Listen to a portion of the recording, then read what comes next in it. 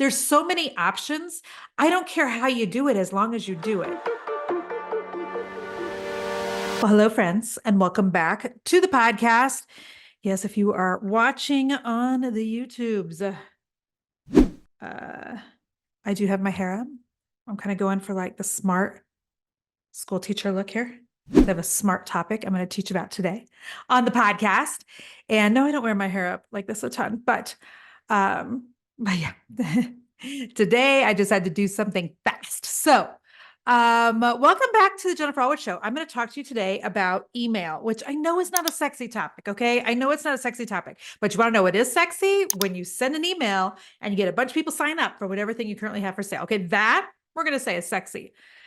So it is very interesting to me. I feel like I'm like cleaning my desk as I talk, but we're close enough by now that I can just do that, right? It's very interesting to me that when I am coaching women, there are so many people who have such like a visceral reaction to me telling them, you've got to be sending more emails. Or wait, you don't have an email list? Like you've got to have an email list. You've got to actually send emails. And it's super interesting the amount of pushback I get, and not even pushback, but just the reasons people don't like. There, I just lowered my chair also. I'm a mess. The reason people don't like to send emails, by and large, the number one reason that entrepreneurs don't like to send emails is because they personally don't like emails. So they think because I personally don't like email, nobody else likes email, therefore I'm not going to send them. And that is just like the most backwards thinking. It's backwards. Okay. It is not the right way to think about email. I want you to think of email like this. Like there's a lot of different ways that you can market to people. Okay. So you can send text messages. If you're not on the Jennifer Allwood text line, send me a message and I can tell you how to get on that because I don't even know.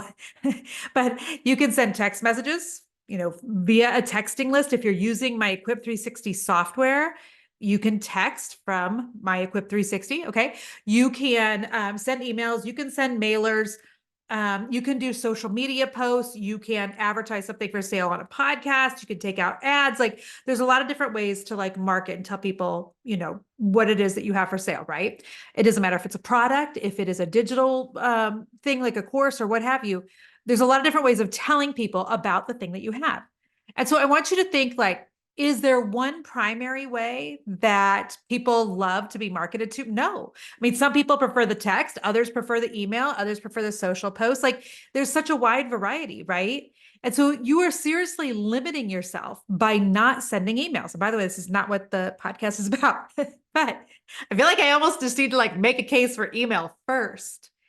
We, by the way, have tracked where our sales come from whenever we have something brand new that we are launching or even something old that we are launching. 75% of our purchases come from email and not from social.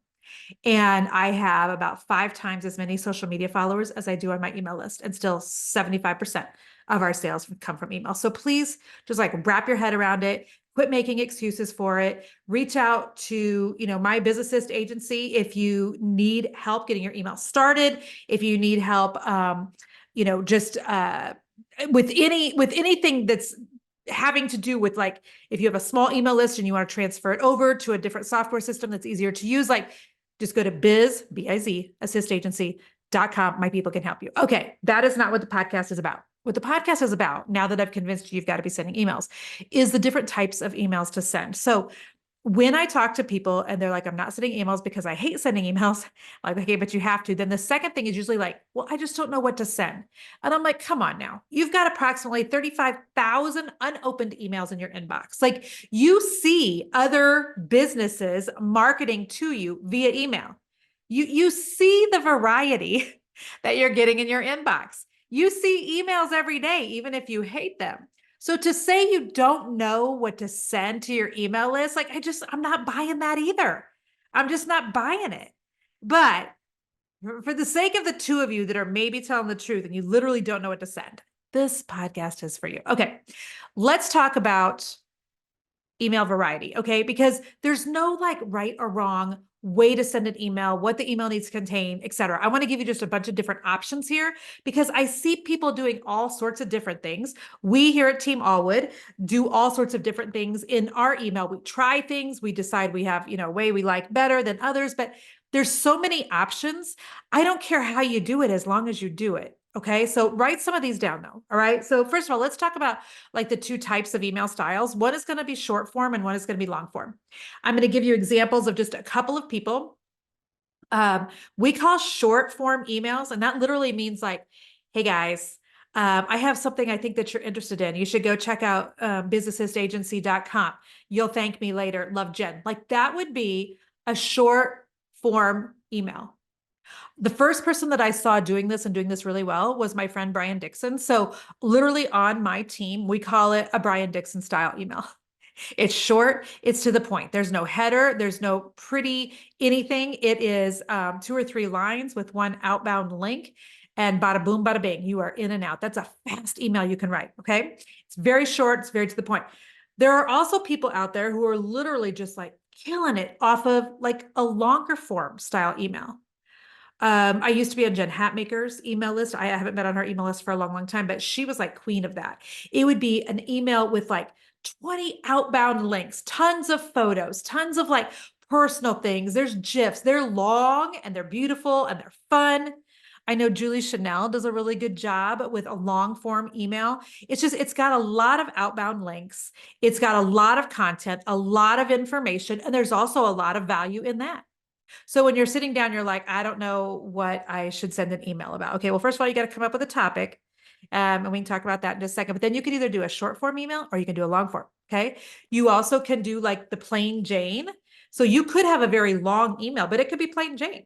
Or you could have an email that's really pretty. It's like a work of art. They have photos, they have GIFs, they have colors, they have a header, they have a photo of themselves at the bottom.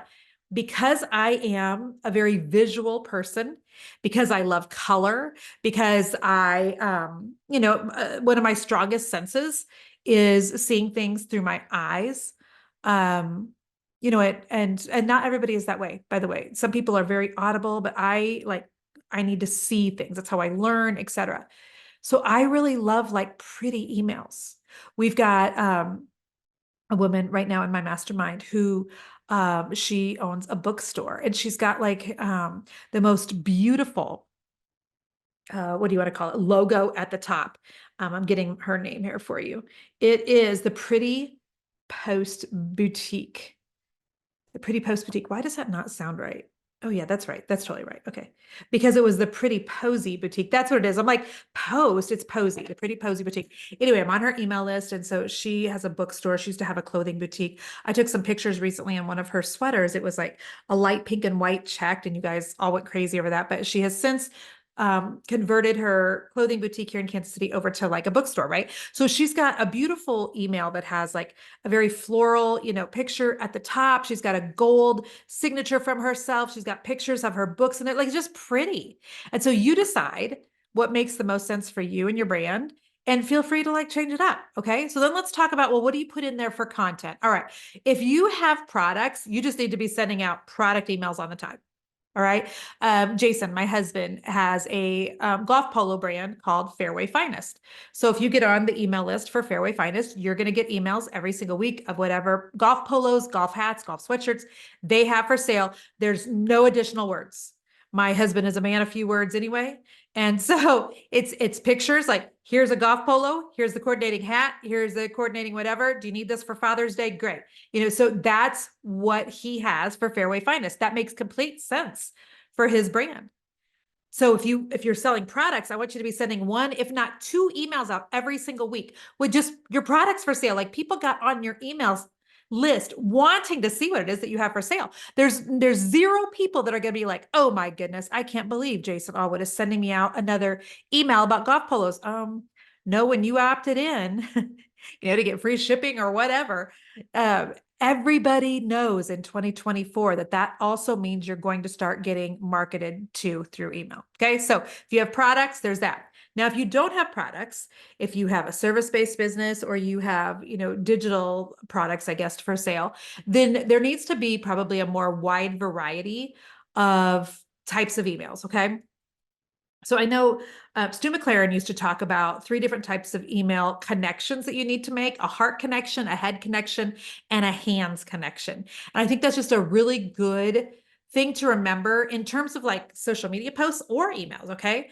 But the premise of it is this, like, if you're sending an email, making a heart connection, you are literally connecting with the people on the other side of your email list through storytelling, through emotions, through telling them something, important, something that is special to you, etc. And it can be a give email. It can be like you're sending them to a free thing. It can be, here, I've got this thing for sale. But the important thing to know is just that it's like a heart-centered email. Somebody really kind of gets to know something about you, your story, your testimony, your past, where you're at today, etc. That's a heart connection email. Then there's the head connection email, which is you're appealing to their intellect. So you're giving them facts. You're giving them statistics. You are teaching them something. It could be a link to, something that you trained on in YouTube or what have you. But that's making a head connection with the people who are on the other side of your email list. The last connection that Stu used to always talk about was the hands connection, which is like, imagine like, your hands are like giving people something. So here's this freebie that I think you might enjoy. Here's my favorite podcast to listen to right now. Here's a book that I just read, an excerpt from it that I think may be of value to you. Here's my 5 favorite things on Amazon this week. Like, those are all a hand connection. They're all like a gift to the people on the other side of your email. Does that make sense? So there's lots of different ways you can connect with your audience. Now, I do think you should have a real variety in all of your emails. So make sure sometimes you're sending out emails that have like the features of your service. So if you are someone who you teach cookie decorating classes, like, talk about the features. I do classes every Monday night. It's local here in Kansas City. It's from 7 to 8 o'clock. The cost is $75. We have a buy one, get one free right now. And after Mother's Day, so like, those are the features. But then I also want to make sure that you're sending out plenty of emails that talk about the benefits, because see, the feature emails appeal to the people who need lots of facts. They need to know when your training sessions are. They need to know how long your coaching sessions are. They need to know if they come to your quilting class, what they need to bring with them, right? Now, on the flip side of that, are emails that just focus on the benefits. So we recently launched my business breakthrough program, and we talked a lot about the benefits. We talked about how hustle is not the answer. Consuming a lot more content is not the answer. We talked about the benefits of taking a program like this. You would have my team come around you for coaching. You would have access to me. We're going to be able to chat with each other. You're going to have an accountability coach who's going to hold your feet to the fire, and the benefits of like having those different people in your corner to get your breakthrough in business. And so those emails were all like benefit focused versus, my coaching is on Thursdays at noon. And so I think you need to have like a variety of those. And then sometimes your emails have got to have an ask in them. That could be like, hey, will you do me a favor? Will you forward this to 2 of your friends? Hey, if you can do me a solid and just hit reply here and answer this one question for me. Of course, it's also an ask when you go ask them to buy something, right? But I'm just talking about, other than asking them to purchase something, like hit reply and just let me know in one word. Or will you let me know what you think about the latest thing with Instagram or what have you? Like, that is a good type of email as well, when you're asking your email subscribers to help you in some way. I hope that this podcast was helpful in some way. I hope that you just had some ideas. Listen, stop thinking about this too hard. You're a human. The people who have signed up to get your emails, turns out they're also human. And so just be a human in your email. If you would normally text somebody and say XOXO, then put that, sign off your emails like that. We do here at Team Allwood. Last night, Nell wrote an email for the business breakthrough program that we are currently launching as I'm taping this. And I went in and did what we called Jenniferized it. I added a million exclamation points, a dot, dot, dot, a dot, dot, dot, an XOXO, a smiley face, a heart emoji, because like that is how I text. It's also how I think that I talk. Therefore, my email needs to also resemble that. Is that the right word? Resemble that? Model that? I don't know. Anyhow, quit making excuses for why you're not sending out emails. They need to go out. People want to hear from you. If they have given you their email and you are not sending them emails, you're kind of letting go of your end of the deal. They're expecting to hear from you. Connect with your audience via email. I'm telling you, people still like emails. There's plenty of people that are still reading emails, and for sure, people are still buying through email. So I hope that this was helpful for you today. If you are still in need of just a tiny bit more email help, you can get my freebie, which is 50 subject lines that convert. Last year in 2023, we sent out over 7 million emails here at Team Allwood. 7 million emails. That's insane. And so we basically, my team kind of has sat down and they've looked at, okay, which of our emails convert the best? And based on that, like in my opinion, you've got to have just a really, really great subject line in order for people to even open the email. So if you're wanting a really great open rate, you need a really great title, subject line. We basically narrowed a bajillion emails down to 50 subject lines that convert so well for our team. You can get that at moneyfaithandbusiness.com/email. That's my gift to you, moneyfaithandbusiness.com/email. I hope that that's helpful. I hope I'll hear you, or you'll be back to hear me on the next episode. All right. Thanks, friends. Bye-bye.